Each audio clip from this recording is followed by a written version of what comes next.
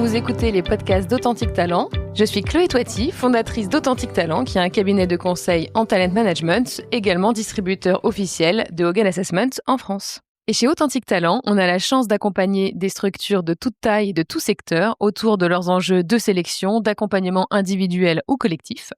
Et on a créé ce podcast pour aller explorer avec des dirigeants et des experts RH les différents enjeux humains d'aujourd'hui et de demain. Aujourd'hui, j'ai le plaisir de recevoir Laurent Zermati. Alors Laurent, il est assez connu dans notre milieu puisque c'est l'ancien directeur de la mission 4 dirigeants et supérieurs au sein de la DIES. La DIES, vous le savez, c'est la délégation interministérielle à l'encadrement supérieur de l'État. Et Laurent, avant cette étape de carrière passionnante, il avait déjà fait à peu près la même chose mais côté privé. C'est-à-dire qu'il avait fait du talent management côté Capgemini puis LVMH. Et puis il avait été directeur de la gestion des 4 dirigeants et talents au sein du groupe La Poste. Et j'avais vraiment très à cœur de l'inviter, justement pour clarifier peut-être tous les mythes et toutes les suspicions qu'on peut avoir sur est-ce vraiment différent ce qu'on fait côté privé versus public en termes d'accompagnement, d'évaluation et développement des 4 dirigeants. Et donc Laurent va nous offrir dans cet épisode sa vision des similarités, des singularités et puis des best practices dont on pourrait s'inspirer de chaque côté. Je vous laisse avec l'épisode. Bonjour Laurent, je suis ravie de t'accueillir au micro du Talent Podcast aujourd'hui. Merci vraiment d'être venu. Salut Chloé. Et avant de rentrer dans le vif du sujet avec un projet passionnant de conversation aujourd'hui, ça faisait longtemps que je l'attendais, j'aimerais que tu nous en dises un tout petit peu plus sur toi et que tu nous partages quelque chose que les gens ne savent pas de toi. Ce que les gens ne savent pas de moi, je peux partager 2 choses. Premièrement, que je suis quelqu'un qui aime beaucoup réunir les gens, parce que je suis convaincu qu'un homme seul ne peut rien ou une femme seule et que quand on est réunis à 2 ou 3, il y a des choses magiques qui peuvent se passer. Et pour illustrer, cette année, j'ai créé 2 cercles de DRH pour développer l'expertise à la fois et la solidarité. Le cercle Phoenix DRH, qui est dédié aux DRH de transition. Donc, on est 170 aujourd'hui. J'ai créé ça avec 3 amis DRH. Et puis, un autre cercle plus confidentiel, qui est le cercle Top Exec HR, qui réunit les directeurs de la gestion des cadres dirigeants et des talents de grands groupes. Effectivement, et dont certains qui sont passés à ce micro-là. Exactement, dont on taira les noms, mais dont certains que tu connais bien. Et du coup, donc ça, c'était ce que tu voulais nous partager, du coup, plutôt côté ça, pro. Côté pro, côté perso, dire que je suis un passionné de méditation et de yoga, que je pratique depuis 25 ans et que c'est une grande source de sérénité et d'équilibre dans ma vie. Quelque chose que j'apprends aujourd'hui. Ok, passionnant. Je reviens sur le cercle Phoenix parce que je sais qu'il y a beaucoup de personnes qui nous écoutent que ça pourrait intéresser. C'est ouvert à tout DRH en transition aujourd'hui. Vous accueillez... C'est ouvert à tout DRH en transition. Et c'est même ouvert aux DRH qui ne sont pas en transition parce que certains membres du cercle trouvent un job une fois qu'ils y sont. Souvent, c'est le but du cercle, c'est de se soutenir et de développer de l'expertise ensemble et développer le réseau. Et vous ne les chassez pas ensuite, une fois qu'ils ont trouvé un job. Et puis, ces personnes qui sont en poste peuvent à ce moment-là identifier des postes et les transmettre au réseau pour ceux qui cherchent. Donc, ce qui est clé dans ce réseau, c'est l'état d'esprit d'entraide. C'est vraiment un mouvement qui part du cœur. Donc, on est ouvert aux DRH en transition. On est aussi ouvert aux DRH en poste qui peut-être un jour, eux aussi, seront en transition. Bien sûr. C'est une super initiative. En tout cas, vraiment, j'avais suivi la création par l'intermédiaire de LinkedIn quand vous avez commencé à communiquer dessus. Et moi, ça rejoignait vraiment, je trouve, un besoin sur le marché pour des DRH d'avoir des cercles, des réseaux dans lesquels ils peuvent vraiment partager pendant des périodes sur lesquelles tu as vraiment aussi besoin de rester vraiment connecté. Donc, vraiment bravo pour cette initiative. Et j'imagine que peut-être certains te contacteront à la suite de l'épisode. Avec plaisir via LinkedIn. Alors, aujourd'hui, le sujet qui nous amène à nous rencontrer, ça tourne autour, moi personnellement, de sujets qui me passionnent évidemment, le développement des 4 dirigeants, des talents, de la transformation managériale. C'est des sujets en fait que toi, tu as touché aussi bien dans le secteur privé que dans la fonction publique plus récemment.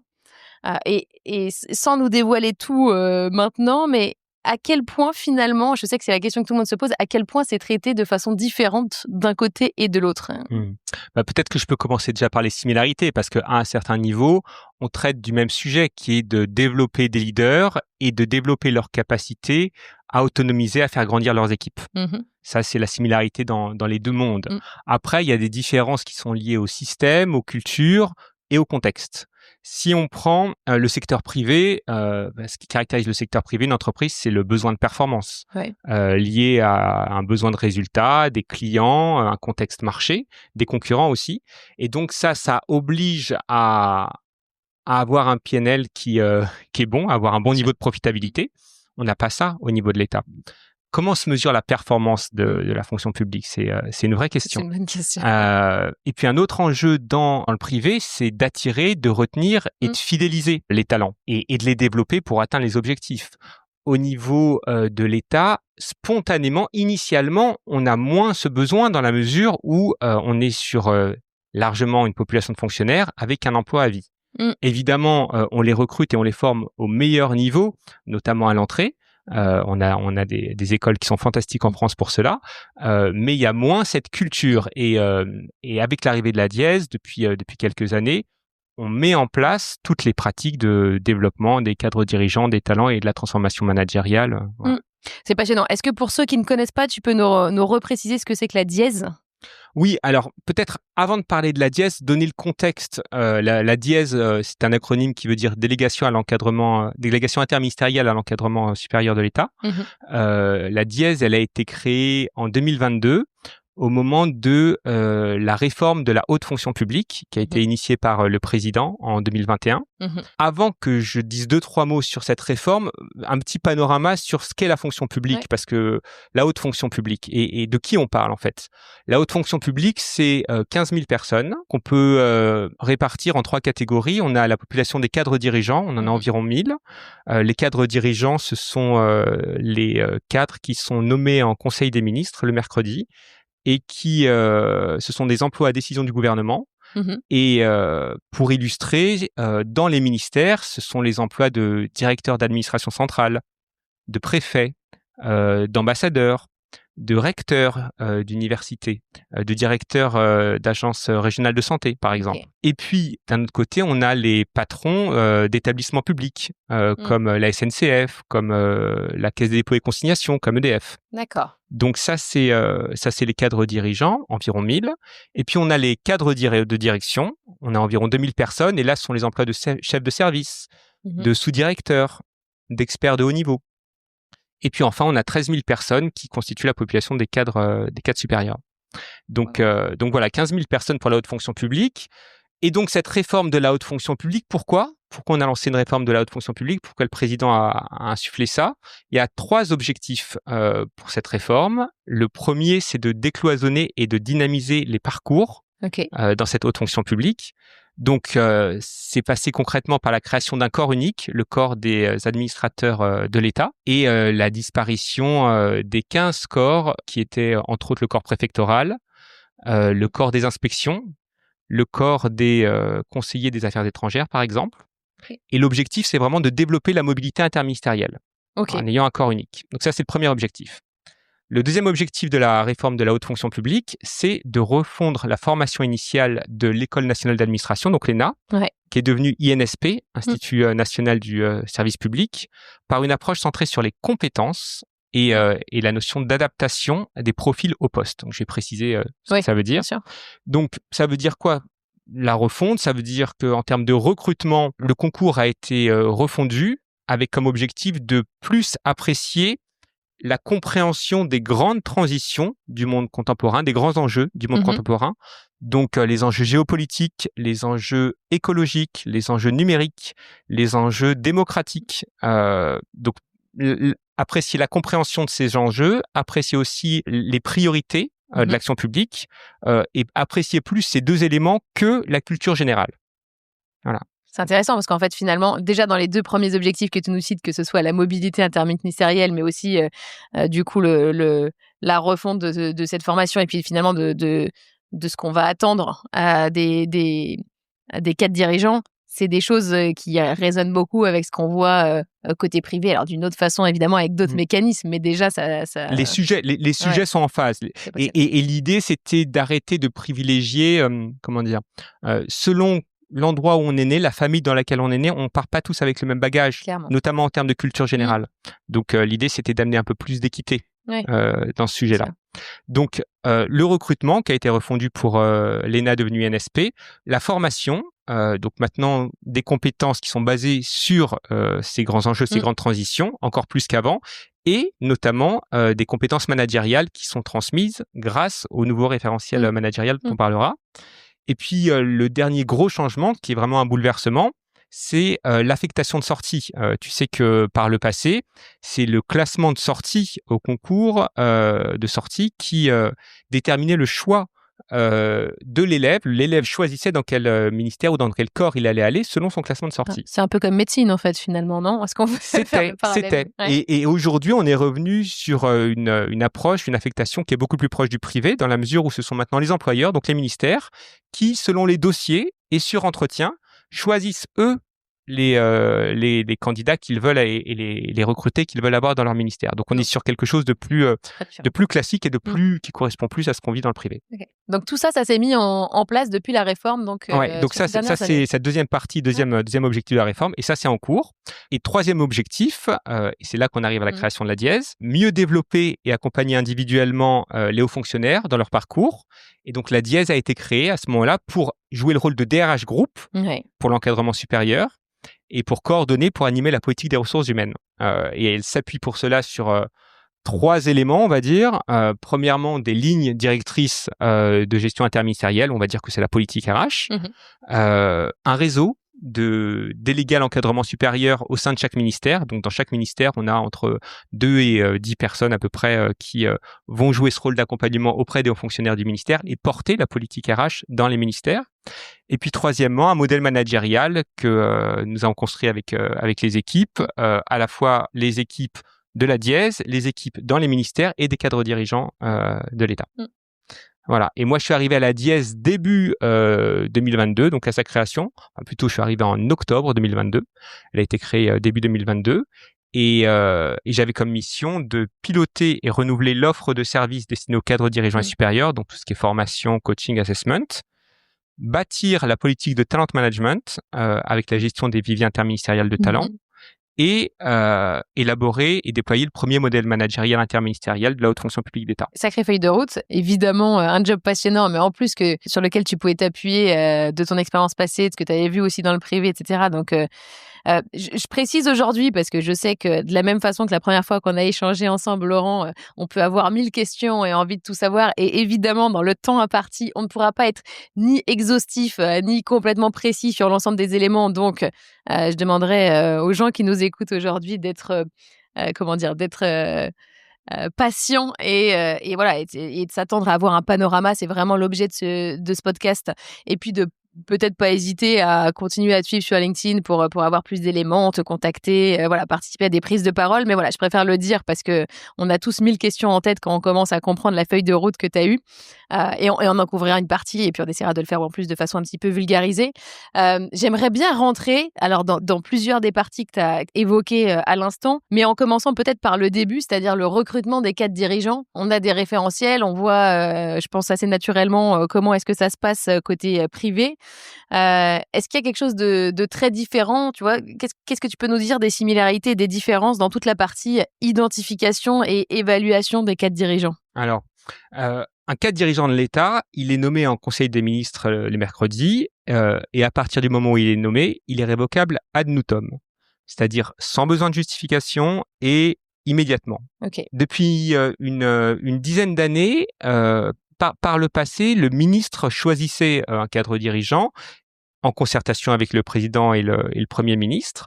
Depuis une dizaine d'années, l'ancêtre de la Diese, la mission cadre dirigeant, et donc la Diese depuis 2022, organise des comités d'audition pour les postes de directeur d'administration centrale. Alors, c'est quoi ces comités d'audition? Ces comités d'audition, ils se tiennent à Matignon, en présence de la secrétaire générale du gouvernement, qui est la plus haute haut fonctionnaire.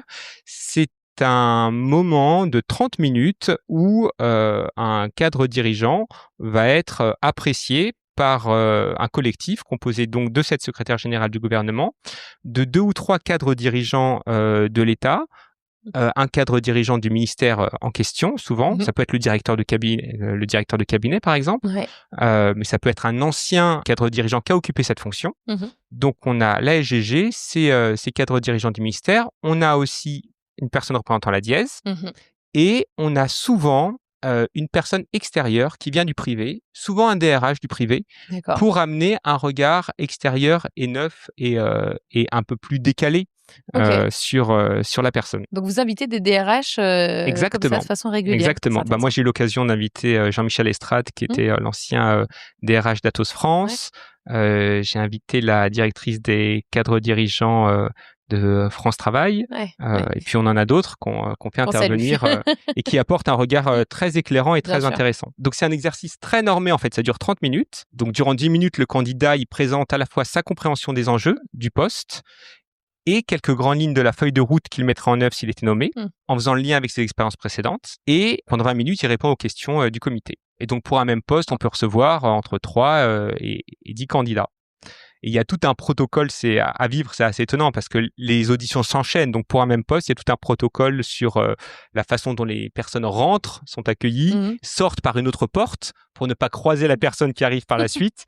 Donc, c'est très protocolaire. Et comment les 3 à 5 candidats arrivent jusque-là? Ils ont été pré-identifiés? Qu'est-ce qui s'est passé en amont de ça? Bon, je vais dire qu'il y a 3 voies principales. Premièrement, ça peut être le cabinet ministériel qui identifie la personne, qui l'a croisée, qui pense qu'elle est compétente pour le poste. Donc, le directeur de cabinet ou ses conseillers. Ça peut même être le ministre. Ça peut être la dièse, parce que nous, on fait tout un travail depuis des années de constitution d'un vivier pour préparer des cadres dirigeants, des potentiels cadres dirigeants à prendre ces postes.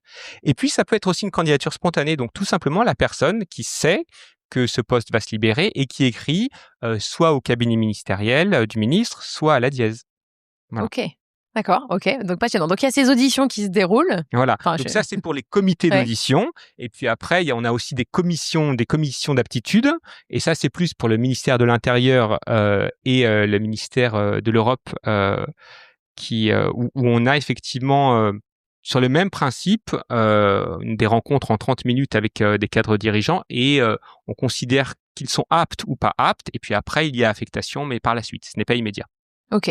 Donc, au-delà de cette étape-là... Donc, juste pour illustrer, quand on candidate au ministère de l'Europe et des Affaires étrangères, on candidate, mais si on est pris, on ne sait pas si on va être envoyé en Italie, à Washington ou alors au Venezuela.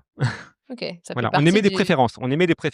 Et on attend, on attend de savoir si on va être nommé déjà et puis où.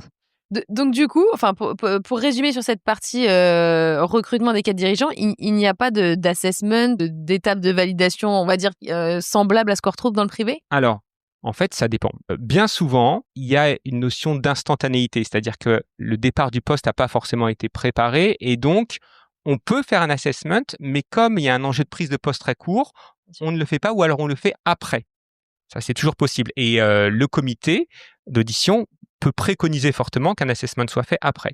Pour autant, quand le cadre en question est rentré dans le vivier de la dièse, il est passé par cette logique d'assessment et de développement et de formation, on en parlera après. Donc, il a vécu ça au préalable. Ok, c'est passionnant. Alors, je suis un peu le fil. Je me dis... Ton candidat est sélectionné avec cette démarche. Et le recrutement, évidemment, ça va jusqu'à la prise de poste. Qu'est-ce qui se passe de différent ou de semblable sur peut-être l'accompagnement à la prise de poste? À la prise de poste, il y a un point spécifique que j'ai découvert dans la fonction publique d'État et vraiment, c'est une pratique que le privé gagnerait à mettre en place. En fait, quand vous arrivez en tant que cadre dirigeant sur un poste, vous êtes reçu à la dièse et vous avez prescrit d'office 2 coachings. Un coaching de prise de poste, qui n'est pas un coaching 8 ou 10 séances comme on fait souvent dans le privé, mais 3 à 5 séances pour accélérer votre prise de poste. Et si vous ne le voulez pas, il faut justifier pourquoi. Mais tout le monde l'a. Et c'est une très bonne chose parce que pour le coaching, on a encore des gens qui peuvent le prendre comme est-ce que j'ai pas bien fait quelque chose ou est-ce que ça veut dire que j'ai un problème? Non, là, tout le monde l'a parce qu'on considère que c'est un élément accélérateur de la réussite de la personne. Donc ça, c'est une chose. Et puis, on vous propose aussi à mettre en place dans les quelques semaines à votre arrivée ou les quelques mois selon votre timing, un coaching d'équipe pour vous aider à aligner votre équipe, construire une feuille de route partagée avec votre équipe et définir les modalités de son exécution.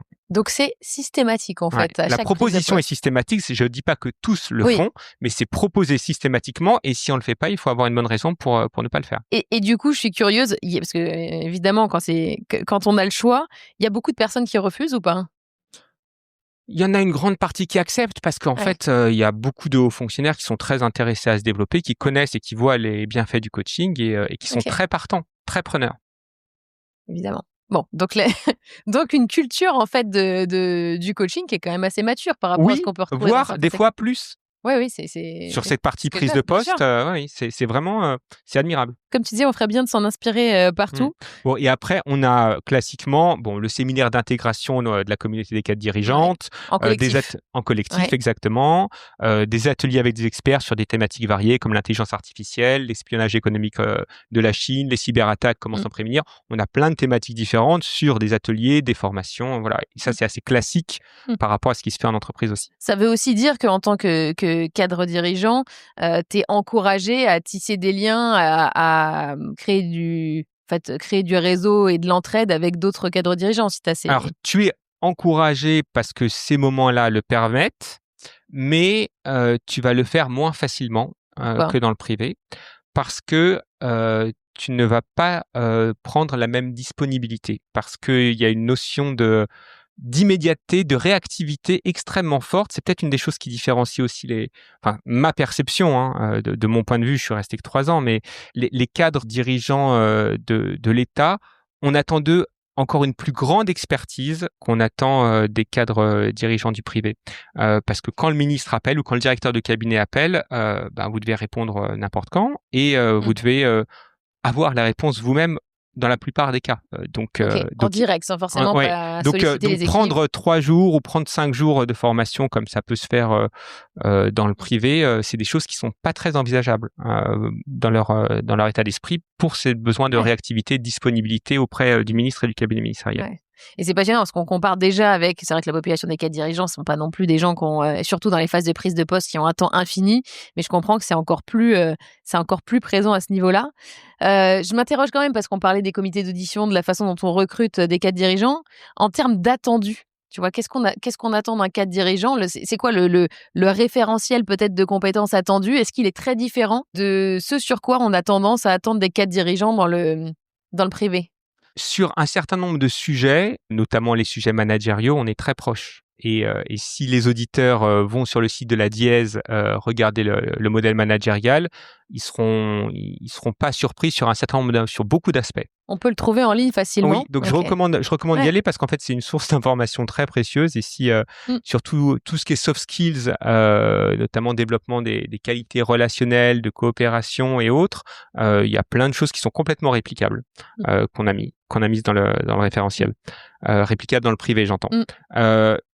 Parmi les singularités, je dirais que ce qu'on attend d'un cadre dirigeant de l'État, c'est d'incarner les valeurs de l'État et du service public. L'incarner à un point qui peut être très très fort pour illustrer, quand on est préfet de l'Essonne, par exemple, on incarne l'État dans son département. Et on a l'interdiction de sortir de son département, sauf en cas d'autorisation du ministère de l'Intérieur. Donc cette notion d'incarnation, elle va jusque là. On est présent, on est ça, et c'est quelque chose de très développé pour ces gens qui se sont voués au service public, au bien commun depuis leur jeunesse, vu que bien souvent ce sont des gens qui ont choisi cette voie en sortant de leurs études. Et cette notion d'incarnation, de loyauté, de neutralité, de probité, c'est des choses qui sont extrêmement importantes. Et qu'on retrouve plus effectivement potentiellement que côté privé. Tu dis que c'est souvent des gens qui sont attachés à ça depuis leur jeunesse. Vous avez des recrutements, j'imagine, parallèles, on va dire un peu plus tardifs. Enfin, tous les cadres dirigeants n'arrivent pas depuis le tout début. Au sein de l'ENA, effectivement, il y a un concours particulier qui permet à des cadres du privé de rentrer chaque année et de suivre cette formation. Des gens qui ont entre minimum 7-8 ans de carrière. On n'en a pas beaucoup chaque année. On doit en avoir, si ma mémoire est bonne, entre 5 et 10, quoi. Mais c'est quand même quelque chose qui arrive. Oui. Ouais. Et dans l'autre sens aussi, mais c'est évidemment pas toujours évident. Je le dis parce qu'on a accompagné ici des cadres dirigeants qui se sont posés des questions d'évoluer de privé vers fonction publique et vice versa. Et c'est vrai que en fait il y a des compétences qui sont clairement transverses et on arrive assez facilement à projeter un cadre dirigeant d'un univers à l'autre. mais les passerelles sont pas toujours hyper lisibles. Oui, visibles, et c'est vraiment dommage parce que en fait, les cadres dirigeants du public gagneraient énormément à faire plus de passages dans le privé, énormément. Voire même des allers-retours. Oui, ne serait-ce que pour se confronter aux réalités de la vie civile et de ce que vivent les entreprises et des contraintes qu'elles ont. Et quand après ils retournent dans l'administration, le rapport serait très différent. Ben oui. Je veux faire un petit passage parce que tu en parlais tout à l'heure dans l'introduction. Ça faisait vraiment partie de ta feuille de route. C'est toute la partie talent management et les programmes talents qui peuvent exister côté fonction publique. Alors, tu disais tout à l'heure, ça n'a rien à envier en fait à ce qu'on peut faire côté privé. Qu'est-ce que tu peux nous dire des programmes talents, de la façon dont ils fonctionnent et de comment on est identifié aussi pour rentrer dedans? Sur la partie développement des personnes, des talents des équipes, ça n'a rien à envier. Sur la partie identification, c'est autre chose, on y reviendra. Mais sur la partie développement, aujourd'hui, on a 3 programmes interministériels. Donc on en a un premier qui est le programme qu'on appelle le programme 1 pour les futurs cadres dirigeants. Et donc là, les personnes qui sont identifiées par les ministères passent à travers un assessment de sélection. Environ 60 à 70% sont retenus. Et à ce moment-là, ils suivent le CHESP, qui est le cycle des autres études de service public, qui est un programme sur 20 jours qui réunit environ 120 hauts fonctionnaires des 3 fonctions publiques d'ailleurs, la fonction publique d'État, la fonction publique territoriale et la fonction publique hospitalière. Et on y développe à la fois toutes les compétences du modèle managérial, mais aussi des thématiques du type décision en situation de crise, décider avec les citoyens, ou la transition écologique, par exemple. C'est costaud, ça, 20 jours, c'est un programme. C'est un vrai programme très, très robuste qui n'a, comme je te dis, rien à envier avec ce qui se fait dans le privé. Et d'ailleurs, les partenaires qui nous accompagnent de grands groupes du privé aussi. Voilà. Donc, voilà, c'est la même qualité. Et par la suite, ces personnes donc rentrent dans le vivier 1, qui est consulté quand on se pose la question du remplacement et de la succession sur les postes de cadre dirigeant. Voilà. Donc ça, c'est l'un des 3 programmes, c'est ça? Voilà, c'est ça. Et on a répliqué la même logique pour les cadres de direction. Donc, le niveau d'en dessous dont je te parlais tout à l'heure. Et donc là, c'est le programme 2. Et là, on a 200 cadres identifiés par an qui suivent, eux, un assessment de développement. C'est-à-dire que les ministères les identifient et on part sur eux. Ils rentrent dans le cycle. Ils suivent un assessment de développement et ils intègrent le CISDEM, le cycle des hautes études de développement managérial. Donc là encore, construit à partir du modèle managérial qu'on a défini. Et c'est un programme qui est en 9 jours sur le développement managérial, sur le pilotage opérationnel d'équipe et sur le leadership, pour les préparer à prendre un poste de direction. Ça, c'est le 2e programme. Et puis le 3e, qui s'appelle Les Talentueuses, qui est un parcours d'accompagnement lancé en 2021 pour que des femmes puissent envisager des postes à haute responsabilité dans les 6 à 18 mois. D'accord. Voilà. Donc avec le même sujet qu'on retrouve côté privé et qui est souvent le déclencheur des programmes de talent pour les femmes, c'est viser plus de parité. Oser. Oui, enfin, le but, c'est la parité, et le point clé, c'est qu'elles osent parce qu'elles sont complètement capables comme les hommes, mais parfois elles s'auto-limitent. Et donc l'idée, c'est de leur permettre de se débrider et d'y aller, tout comme les hommes le font. Voilà. Et puis peut-être d'être repéré aussi, parce que souvent il y a peut-être un sujet aussi de savoir se faire identifier. C'est là où on est sur oser, on les identifie et on va les chercher. On se contente pas juste de faire des appels à candidature. C'est toujours une démarche, je trouve, qui permet d'aller un petit cran plus loin. Et là où le secteur public doit encore se professionnaliser, c'est sur l'identification. C'est ce que tu me disais tout à l'heure. Alors talents. Pourquoi parce que en fait, dans chaque ministère, les candidats sont présentés après échange entre le secrétaire général et le directeur d'administration centrale, donc 2 personnes. Et là, on peut progresser, on pourrait être dans une logique beaucoup plus collective, comme on l'est dans certaines entreprises qui pratiquent des talent review, où on a un collectif qui échange sur des profils, ce qui permet de croiser les regards, de se challenger à partir d'un référentiel partagé. Et ça fait aussi, cet exercice fait grandir le collectif managérial et aide à aboutir à une vision plus partagée de ce qu'on attend d'un talent, ce qu'on attend d'un dirigeant, ce qu'on attend d'un manager. Donc c'est un exercice, les talent review, qui est à la fois utile pour mieux discerner collectivement, mais qui fait aussi grandir les managers et les personnes autour de la table. C'est l'avantage collatéral. Qu'est-ce qui fait, à ton avis, qu'il n'y a pas ce dispositif mis en place? Parce que on n'y est pas encore, parce que les ministères considèrent sûrement que les directeurs d'administration centrale sont en mesure d'identifier les bonnes personnes, et ils ont raison. C'est juste que si on crée du collectif dans cet exercice, on va améliorer la qualification, mais on va aussi améliorer la coopération et l'intelligence collective du système dans le ministère, en faisant se parler les personnes en transversal de leurs équipes. Vous avez réussi à mettre en place des indicateurs, des mesures. Est-ce que tu as réussi à toucher du doigt l'impact des programmes, des 3 programmes de développement dont tu me parlais? Est-ce que je sais que c'est une question que se posent beaucoup de tes pairs côté privé. On investit beaucoup sur tous ces programmes. Bon, au bout du bout, ça peut pas faire de mal, mais comment est-ce qu'on s'assure de leur impact? Alors, en fait, et c'est aussi une des limites dans la haute fonction publique, c'est cette incapacité qu'on a encore à construire des plans de succession, liés entre autres à la non-prédictibilité des remplacements. Une des façons que j'ai eues de mesurer la qualité de ces programmes dans le privé, c'est de m'assurer que les personnes que j'embarquais dans ces programmes étaient positionnées sur des postes de cadre dirigeants. On n'en est pas encore là. Ouais. Donc, on a un satisfecit extrêmement important des participants. On a des viviers où des personnes qui ont suivi ces programmes sont nommées dans des postes, mais on n'a pas ce travail de plan de succession qui est mené.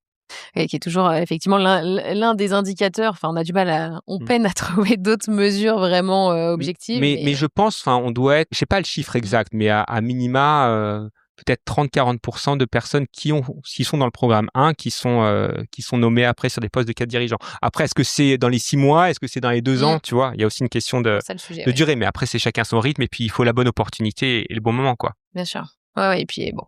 Après, il y a des questions de visibilité, tout peut pas forcément être contrôlé, même quand on a mis exactement les bons éléments. Alors, tu parlais de référentiel.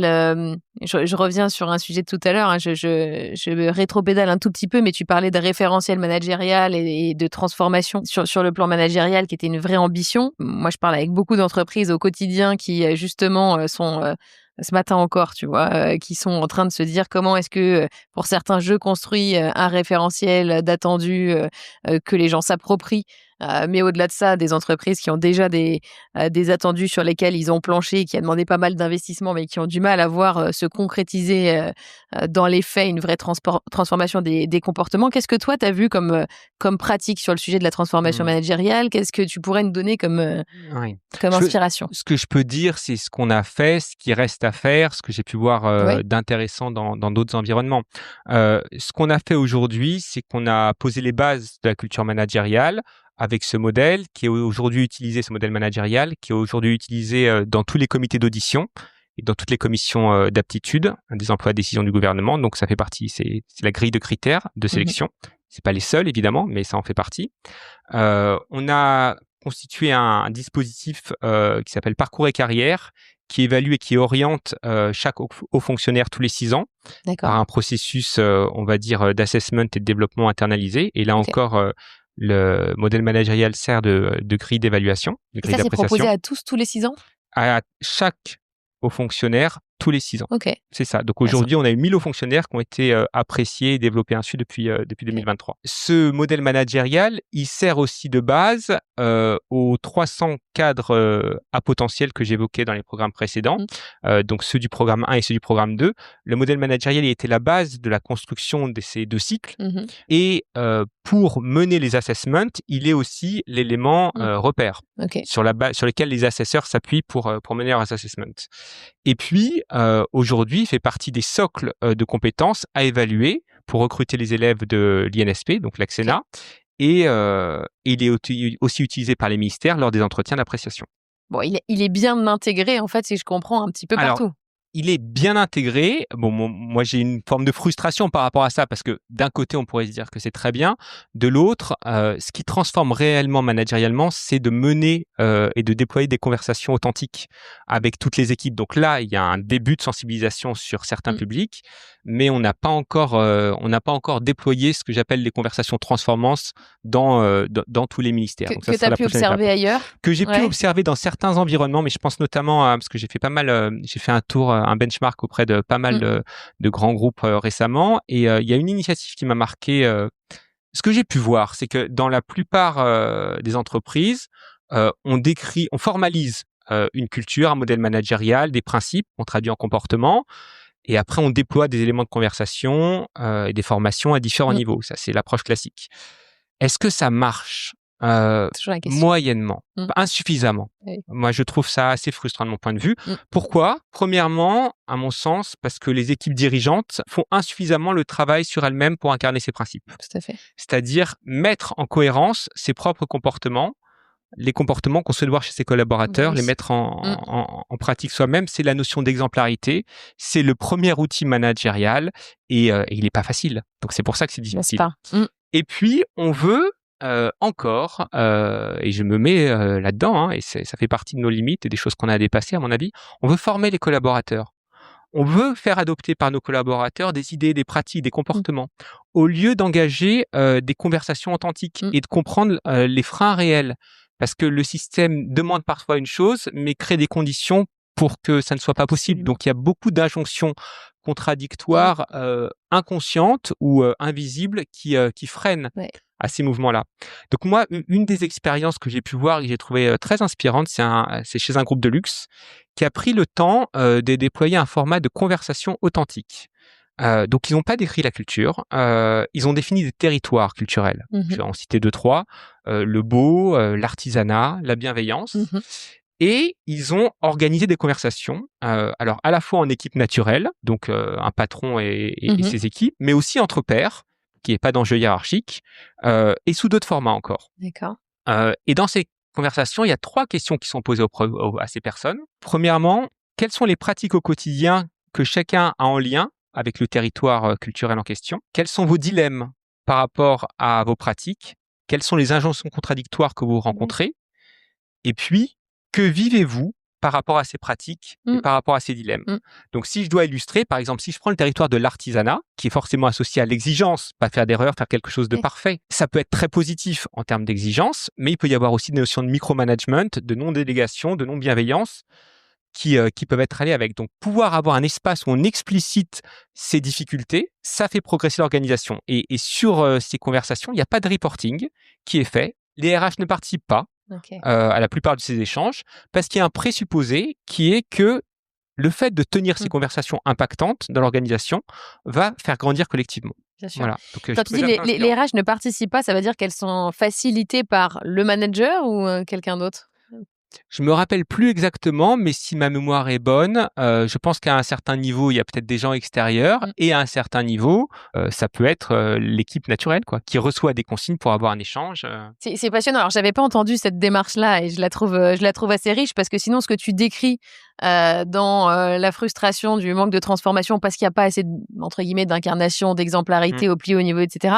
Enfin, moi, je le vois tous les jours côté privé, des entreprises qui décident de prescrire, tu vois, des formations au middle management parce que c'est de là là où est le problème aujourd'hui, en se disant, nous, au niveau top management, on a très bien compris intellectuellement le référentiel. Et évidemment que derrière, il n'y a aucune transformation et il y a surtout beaucoup d'incohérence qui est perçue, qui est détectée, etc. On veut que les autres changent, mais on veut que les autres changent ou on considère que soi-même on a déjà changé. Bien sûr. Bah, c'est normal, on est au COMEX. Évidemment. Mais voilà. Et ce travail-là, il est vraiment essentiel. Il y a un certain nombre de dirigeants qui l'ont compris, d'autres en cours. Yeah. Ouais, ça, c'est un point qui est vraiment important. Il y a autre chose, justement, sur cette dimension transformation managériale où tu perçois soit une limite, soit un élément perfectible? Non, peut-être. Il y a souvent un enjeu d'alignement entre l'intention à la coopération, à la collaboration et les modes de reconnaissance. Ouais. Et notamment les modes de rémunération. Qui ne valorisent pas le collectif. Voilà. Ouais. Donc là encore, on peut être dans des injonctions contradictoires et je pense que c'est important de bien penser à l'ensemble des éléments quand on veut lancer une transformation managériale, parce que sinon on est contre-productif. Sinon on passe pour du bullshit par les collaborateurs. Donc on dépense beaucoup d'argent, beaucoup de temps et on n'impacte pas le système. Ouais. Mais on pense qu'on a fait son travail. Absolument. Non, on a juste agité de l'air. Ah oui. Et puis finalement c'est un investissement. Et les collaborateurs n'y croient pas. Donc on les engage pas, voire on les désengage. Ouais. Et ça devient encore plus difficile de porter la transformation d'après. Bien sûr. Les gens ont besoin aujourd'hui d'authenticité. Walk the talk. Ouais, et c'est un vrai enjeu. Bah, je te dirais pas le contraire. On est bien alignés là-dessus. Alors aujourd'hui, il me reste 2 questions majoritaires. Enfin, j'en ai plein d'autres, mais malheureusement, je suis obligée de choisir en fin d'épisode. La première, c'est avec le recul, s'il y avait une chose que tu ferais différemment à la lumière de ces années que tu as passées dans ce poste-là et avec la compréhension a posteriori? Est-ce qu'il y a quelque chose, est-ce qu'il y a un point d'apprentissage que tu as vraiment envie de retenir? Une chose que j'aurais faite, que j'ai pas eu le temps et l'occasion de faire et qui tenait vraiment à cœur à la première déléguée interministérielle à l'encadrement supérieur, Émilie Piette, qui m'a recruté, c'est de travailler sur l'articulation entre les cabinets ministériels et les directeurs d'administration centrale. En fait, quand un ministre est nommé, il a peu de temps pour constituer son cabinet ministériel. Il doit tout de suite rentrer dans les opérations et le travail avec les équipes qu'il connaît pas forcément. Et on s'était vraiment dit qu'il serait important d'organiser un séminaire de lancement ou un atelier de travail d'une journée, d'une demi-journée à reproduire dans les premières semaines, puis après à 3 mois, à 6 mois, pour caler les modes de fonctionnement, les modes opératoires, et avant de les caler, faire connaissance entre les personnes, se parler, se rencontrer collectivement et définir un fonctionnement collectif, parce que parfois dans les ministères, il y a beaucoup de souffrances liées à ça, et ça pourrait être évité si on prenait le temps de parler de comment on va travailler ensemble. Oui. Avant de rentrer dans le quoi directement, et il y a énormément à faire, prendre un petit temps sur le comment on va opérer ensemble au mieux pour gagner en efficacité. Oui, c'est rarement du temps perdu. Je vois très bien de quoi tu parles. Si on devait choisir un seul conseil, et c'est ma dernière question, si on devait choisir un seul conseil que tu voudrais donner, alors je t'ai décrit un petit peu notre audience. Aujourd'hui, on a beaucoup de leaders RH, mais aussi de DG qui nous écoutent, qui sont, je crois, majoritairement côté privé. Si c'est pas le cas, vous me ferez signe après coup. Quel conseil, toi, de ton expérience justement autour de la gestion des cadres dirigeants, quel conseil tu auras envie de donner à des personnes qui nous écoutent? Alors, je vais t'en donner 3. Eh bien. Et puis tu choisiras celui que tu as envie de partager avec les auditeurs. Peut-être que le premier, c'est si vous souhaitez développer ces sujets dans votre organisation, si vous avez un poste RH, trouvez un sponsor. Et si possible, un sponsor le plus haut placé, idéalement dans le COMEX, pour porter ces sujets avec vous au-delà du DRH. Personnellement, j'aurais jamais pu mettre en place tout le dispositif de talent management de la Poste si il n'y avait pas un patron de la branche service courrier colis, Philippe Dorge, qui venait de chez Peugeot, qui connaissait ces pratiques et qui n'avait pas été moteur avec nous sur ces sujets. Donc trouver un sponsor pour porter les sujets avec vous et si possible un sponsor business. Deuxième conseil, peut-être plus personnel, formez-vous.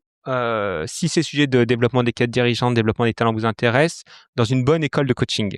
Ça peut être Transformance, l'Académie du coaching, Mosaïque International, Coan Coaching, parce que être un leader RH avec une bonne posture de coach, ça fait une différence auprès des personnes avec qui vous êtes en relation. Et au-delà de l'école de coaching, peut-être encore plus important, rentrer dans un travail de connaissance de soi et donc de son ombre. Parce qu'en fait, on peut pas accompagner un cadre dirigeant à un talent à un endroit où soi-même on n'a pas été exploré. Donc ça, c'est le deuxième conseil. Et puis le troisième, formez-vous et utilisez l'IA pour 2 raisons. La première, c'est que plus vous l'utiliserez à titre personnel, plus vous l'utiliserez, plus vous automatiserez certaines tâches et plus vous pourrez dédier du temps à l'accompagnement humain des individus et des équipes.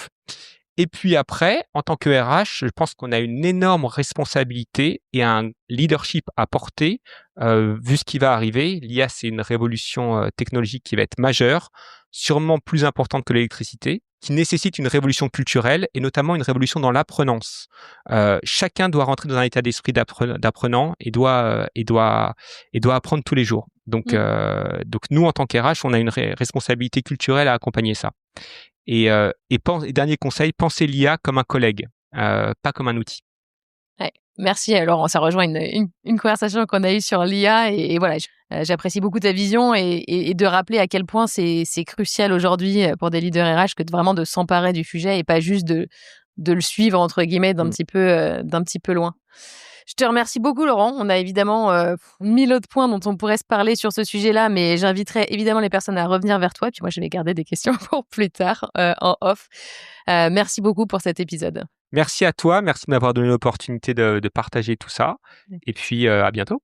En synthèse de cet échange, ce que j'ai envie de retenir, c'est que notre objectif au démarrage de la discussion avec Laurent, c'était vraiment d'essayer d'explorer au maximum les similarités, les singularités, les différences de pratiques en matière d'accompagnement et d'évaluation des dirigeants entre le secteur privé et le secteur public. Ma vision à l'issue de cette conversation, c'est qu'il y a quand même beaucoup d'objectifs et de problématiques qui sont très similaires. Là, on peut parfois fantasmer des mondes très différents. Et notamment, je le retrouve dans les objectifs qui ont été décrits par Laurent au démarrage de cet épisode, avec le premier objectif de décloisonner pour créer des dynamiques de parcours et de la mobilité, qui est vraiment un sujet qui est au cœur aussi des préoccupations des clients avec lesquels moi j'interagis dans le secteur privé. Et puis le deuxième point qui est de se poser la question de comment on accompagne les dirigeants mieux, avec plus d'impact, parce que finalement des programmes d'accompagnement, il y en a plein depuis des années. Et pour autant, est-ce qu'ils sont suffisants? Est-ce qu'on en mesure les résultats? Je pense que c'est une problématique qui interroge, quel que soit le côté, même quand on met les moyens. L'autre point, je trouve que si on focalise sur tout ce qui est identification et évaluation, puisque c'est un sujet vraiment qui nous parle très fort chez Authentic Talent, je suis quand même obligée de réagir sur cette thématique. Le système de nomination, finalement, et notamment, est-ce que tu es identifié comme étant un talent ou un potentiel successeur sur un poste? Et même dans des entreprises assez matures, c'est souvent très dépendant de est-ce que tu as été identifié par ton N+1. Et donc, ça dépend beaucoup de ta capacité à te rendre visible, à entretenir des bonnes relations hiérarchiques, à bien manager vers le haut. Ça me questionne beaucoup sur notre tendance à probablement passer à côté de très bons profils dans des entreprises, des profils avec beaucoup de potentiel, mais qui n'arriveraient pas à jouer sur cette corde-là. Le deuxième point, c'est que l'assessment, alors là, en l'occurrence, dans le public, d'autant plus, mais l'assessment pour valider le potentiel de quelqu'un à réussir sur un job n'est pas systématique. Et finalement, même si c'est un peu plus répandu dans le privé, ça reste utilisé parfois avec parcimonie. Et je m'interroge sur le pourquoi, dans la mesure où on réalise bien qu'il y a un coût énorme. Enfin, il y a même plusieurs types de coûts associés à une erreur de promotion interne, par exemple, sur un poste. En revanche, ce point-là, il a été très très bien maîtrisé dans l'expérience que nous raconte Laurent au niveau de la prise de poste et de l'accompagnement à la prise de poste. Et je dois dire que j'ai été assez bluffée par le côté systématisation de l'accompagnement par un coaching individuel et un coaching d'équipe, qui montre bien que même si on croit au potentiel de réussite d'un individu sur sa nouvelle fonction, il faut malgré tout donner les moyens de réussir. On peut croire au potentiel et donner les moyens de réussir, c'est pas conditionnel. Et le fait que ce soit systématique, probablement que ça crée une culture de l'onboarding, en fait, quelque part, l'onboarding dans un poste qui est beaucoup plus mature. Dernier point de mon côté, c'est le sujet de la transformation managériale, qui est un sujet qui est pour le coup extrêmement similaire avec la façon dont on le porte dans la plupart des entreprises aujourd'hui. Ça nécessite évidemment d'avoir un référentiel bien construit, complet, concret et communiqué. Et là, Laurent nous montre bien que ça a été un vrai travail et d'ailleurs plutôt bien réussi. Mais que tout ça ne fonctionne pas s'il n'y a pas d'exemplarité en haut de l'organisation sur ce référentiel. Je l'ai dit de nombreuses fois et pour autant, je pense que c'est là où le bât blesse dans pas mal d'organisations, donc publiques comme privées. Et que sans sponsor business, si ça reste un sujet RH, encore une fois, évidemment, on n'ira nulle part sans sponsor business haut placé. Et petite note d'ouverture sur la fin, j'imagine que vous aurez, comme moi, bien entendu la position de Laurent sur le rôle de l'IA et comment est-ce que côté RH, on doit s'en saisir, donc vraiment à bras-le-corps, pour pouvoir justement déplacer sa valeur sur l'accompagnement humain. J'espère que cet épisode vous a plu. Et en complément, on a un petit cadeau à vous faire dans ce podcast. On a demandé à l'ensemble des invités de vous préparer leurs meilleurs conseils, meilleures ressources qu'ils souhaitent vous partager. Et vous retrouverez tous ces éléments dans une super ressource dont le lien est accessible via la description de cet épisode. On se retrouve très prochainement pour le prochain épisode et d'ici là, n'hésitez pas à réécouter les épisodes précédents ou à consulter la fiche synthèse qui reprend les points principaux de cette conversation et que vous retrouverez sur notre site internet. À bientôt!